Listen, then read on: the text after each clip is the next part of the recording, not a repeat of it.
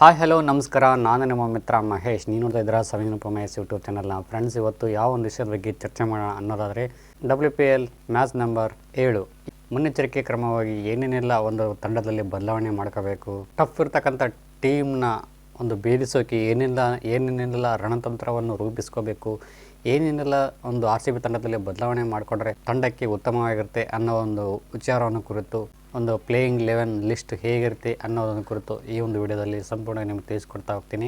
ಅದಕ್ಕೂ ಮುನ್ನ ಯಾರೆಲ್ಲ ಚಾನಲ್ ಸಬ್ಸ್ಕ್ರೈಬ್ ಮಾಡಿದ ವಿಡಿಯೋ ನೋಡ್ತಿದ್ರು ಅವರೆಲ್ಲರ ಚಾನಲ್ ಸಬ್ಸ್ಕ್ರೈಬ್ ಮಾಡಿ ಪಕ್ಕದಲ್ಲಿರೋ ಬೆಲ್ ಬಟನ್ ಕ್ಲಿಕ್ ಮಾಡ್ಕೊಂಬಿಡಿ. ಆಲ್ ಅಂತ ನೋಟಿಫಿಕೇಶನ್ ಬರುತ್ತೆ, ಅದನ್ನ ಕ್ಲಿಕ್ ಮಾಡ್ಕೊಂಡ್ರೆ ನಾನು ಮಾಡ್ತಕ್ಕಂಥ ಪ್ರತಿಯೊಂದು ವಿಡಿಯೋಗಳು ನಿಮ್ಮ ಮೊಬೈಲ್ಗೆ ನಿಮ್ಮ ಕಂಪ್ಯೂಟರ್ಗೆ ನೇರವಾಗಿ ನೋಟಿಫಿಕೇಶನ್ ಬರುತ್ತೆ. ಈ ಮೂಲಕ ಹಲವಾರು ಬಗ್ಗೆ ಪ್ರತಿಯೊಂದು ಮ್ಯಾಚ್ ಪ್ರತಿದಿನ ಪಡ್ಕೋಬೋದು ಅಂತ ಹೇಳ್ತಾ ಇನ್ನೇ ಕಡ ಬನ್ನಿ ಫ್ರೆಂಡ್ಸ್, ವಿಡಿಯೋ ಸ್ಟಾರ್ಟ್ ಮಾಡೋಣ. ಮುಂಬೈ ತಂಡದ ಒಂದು ಪ್ಲೇಯಿಂಗ್ 11 ಲಿಸ್ಟು ಹೇಗಿರುತ್ತೆ, ಯಾರ್ಯಾರಿದ್ದಾರೆ ನನ್ನ ಪ್ರಕಾರ ಅನ್ನೋದಾದ್ರೆ ಇಲ್ಲಿ ನೋಡ್ತಿರ್ಬೋದು. ಮೊದಲನೇ ಬರ್ತಕ್ಕಂಥದ್ದು ಯಾಸ್ತಿಕ ಭಾಟ್ಯ, ನಂತರ ಬರ್ತಕ್ಕಂಥದ್ದು ಇಲಿ ಮ್ಯಾಥ್ಯೂಸು, ಬ್ರಂಟು, ಆಮೇಲೆ ಹರ್ಮನ್ ಪ್ರೀತ್ ಕೌರ್ ಬರ್ತಾರೆ 4ನೇ ಕ್ರಮಾಂಕದಲ್ಲಿ. 5ನೇ ಕ್ರಮಾಂಕದಲ್ಲಿ ಆಮೇಲೆ KR ಬರ್ತಾರೆ. 6ನೇ ಕ್ರಮಾಂಕದಲ್ಲಿ ಕಮಿಲಿನಿ ಬರ್ಬೋದು, ಇಲ್ಲ ಕೀರ್ತನ್ ಅವರು ಬರ್ಬೋದು. ಕಮಿಲಿನಿ ಒಂದು ಜೆನ್ಯೂನ್ ವಿಕೆಟ್ ಕೀಪರ್ ಬ್ಯಾಟರ್ ಆಗಿರೋದ್ರಿಂದ ಇಲ್ಲಿ ಮೋಸ್ಟು ಕೀರ್ತನ್ ಅವರು ಬರೋ ಸಂಭವ ಜಾಸ್ತಿ ಇದೆ ಅಂತ ಹೇಳ್ಬೋದು. ಯಾಕಂದರೆ ಆ ವಿಕೆಟ್ ಕೀಪರ್ ಈ ಯಾಸ್ತಿಕ ಭಾಟ್ಯ ಅವರು ನಿಭಾಯಿಸೋದ್ರಿಂದ ಕಮಿಲಿನಿ ಅವ್ರನ್ನ ತಗೊಳ್ಳೋದು ತುಂಬಾ ಡೌಟು ಅಂತ ನನ್ನ ಒಂದು ಅನಿಸಿಕೆ ಆಗುತ್ತೆ. ಇಲ್ಲಿ ಯಾಸ್ತಿಕ ಭಾಟ್ಯ ಅವರೇ ಕಂಟಿನ್ಯೂ ಆಗ್ತಾರೆ. ನಂತರ ಬರ್ತಕ್ಕಂಥ ಸಜನಾ ಅವರು ಬರ್ತಾರೆ, ಅಮಜನಾಥ್ ಕೌರ್ ಬರ್ತಾರೆ. ಸೊ ಇವರು ಬೌಲಿಂಗ್ ಆಲ್ರೌಂಡರ್ ಆಗಿರ್ತಾರೆ. ಸಂಸ್ಕೃತಿ ಗುಪ್ತಾ ಅವರು ಬರ್ತಾರೆ. ಸೊ ಇದಾದ ನಂತರ ಇಸ್ಮಾಯಿಲು, ಆಮೇಲೆ ಪರ್ಣಿಕಾ. ಲಾಸ್ಟ್ ಬರ್ತಕ್ಕಂಥದ್ದು ಪರ್ಣಿಕಾ. ಅವರು ಹಿಂದೆ ಮುಂದೆ ಆಗ್ಬೋದು, ಪರ್ಣಿಕಾ ಅಥವಾ ಇಸ್ಮಾಯಿಲು. RCB ತಂಡದ ಲಿಸ್ಟ್ ಯಾವ ರೀತಿ ಇರುತ್ತೆ ಅನ್ನೋದಾದರೆ, ಯಾರೆಲ್ಲ ಬದಲಾವಣೆ ಮಾಡ್ಕೊಂಡಿರ್ತಾರೆ ಅನ್ನೋ ವಿಚಾರಕ್ಕೆ ಬರೋದಾದರೆ, ಸೊ ಆ್ಯಸ್ ಯೂಶುವಲ್ ನನ್ನ ಪ್ರಕಾರ ಹೇಳೋದಾದರೆ ಯಥಾ ಪ್ರಕಾರ ಅದೇ ಒಂದು ತಂಡವನ್ನೇ ಗೆದ್ದ ಒಂದು ತಂಡದ ಲಿಸ್ಟ್ ಏನಿರ್ತೈತೆ ಅದೇ ಒಂದು ತಂಡದ ಆಟಗಾರರನ್ನೇ ಈ ಒಂದು ತಂಡದಲ್ಲಿ ಮುಂದುವರಿಸಲು ಪ್ರಯತ್ನಿಸುತ್ತಾರೆ ಅಂತಲೇ ಹೇಳ್ಬೋದು. 1 ಅಥವಾ 2 ಒಂದು ಚೇಂಜಸ್ ಆಗ್ಬೋದು.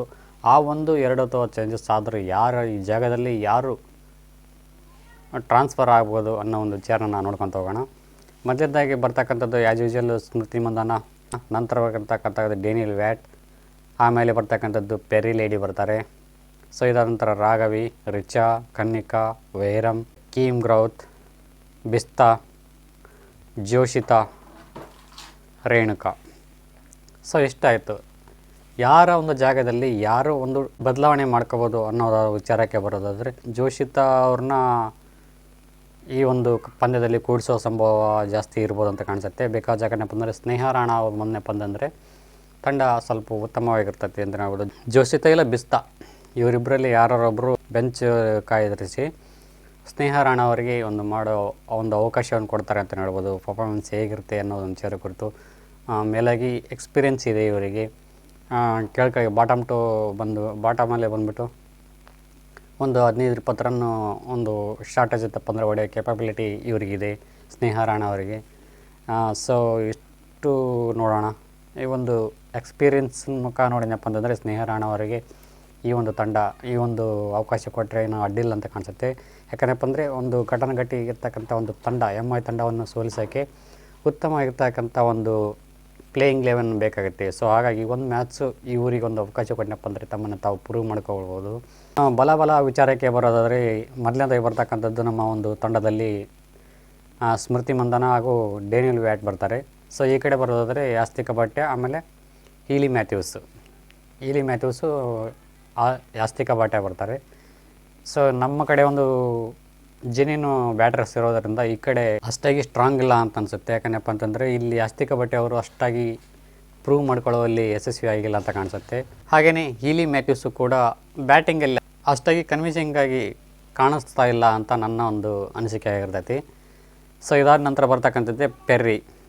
3ನೇ ಒಂದು ಕ್ರಮಾಂಕದಲ್ಲಿ ಬರ್ತಕ್ಕಂಥದ್ದು ಪೆರ್ರಿ ಅವರು ಬರ್ತಾರೆ. ಈ ಕಡೆ 3ನೇ ಕ್ರಮಾಂಕದಲ್ಲಿ ಬರ್ತಕ್ಕಂಥದ್ದು ಬ್ರಂಟ್ ಬರ್ತಾರೆ.